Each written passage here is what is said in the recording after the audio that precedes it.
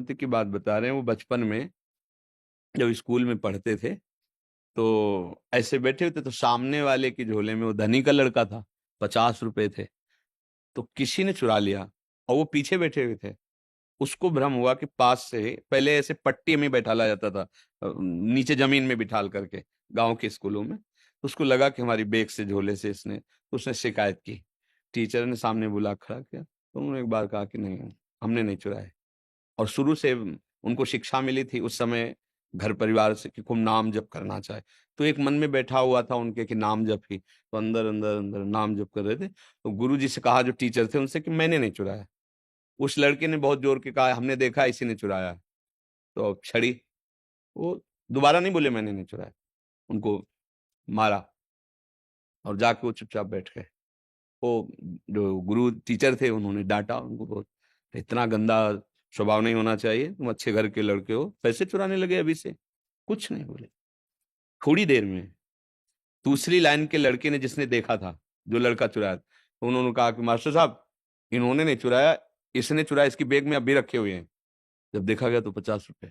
अब मास्टर को बड़ा पश्चाताप हुआ, बुलाया और कहा, बेटा पहले तो मुझे क्षमा करो, हमने तुम्हें मारा और इतना, तुमने दोबारा क्यों नहीं कहा? तो बोले, गुरुजी हमारा नाम छूट जाता है, इसलिए हमारा नाम छूट जाता, इसलिए हमने दोबारा प्रार्थना, एक बार कह दिया था आपसे कि हमने नहीं चुराया, पर अब हमने फिर सोचा कि भगवान की इच्छा, हमारे ऊपर कलंक लगना है, दंड मिलना है, क्रोध नहीं आया। वही आगे चलकर बहुत बड़े संत बने।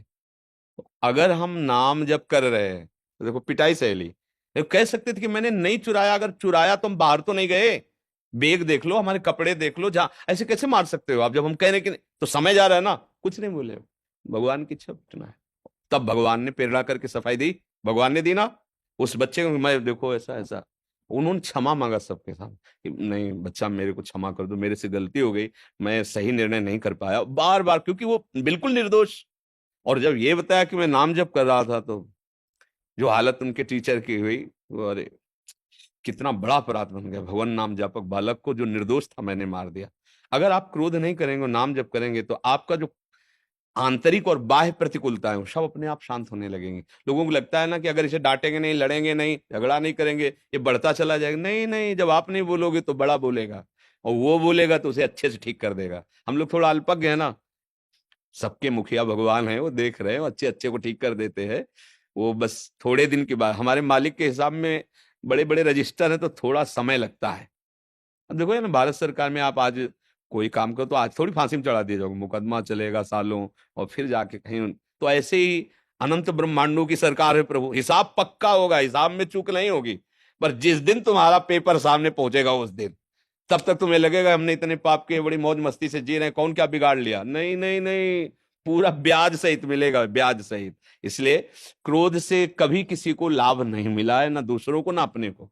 जब क्रोध हुआ है तब नुकसान ही नुकसान हुआ है, सामने वाले के प्रति भी और अपने भी प्रति। पूज्य जनों को, जिनके सामने हमें मर्यादा से बोलना है, उनको गाली देने की बात मन में आ गई क्रोध देने से। जिनके पैर छूने चाहे उनके ऊपर हाथ उठा दिया। इतना नीच क्रोध यह है कि ये सर्वनाश करा देता है, अपने का भी दूसरे का। तो अपने को भी बचाओ और दूसरे को बचाओ, नाम ना छोड़ो। अगर नाम छोड़ दिया, फिर कोई रोकने वाला ही नहीं बचा ना। फिर तो काम, क्रोध, लोभ, मोह, मद, मत्सर एक से एक बड़े ये वीर हैं, फिर परास्त कर देंगे।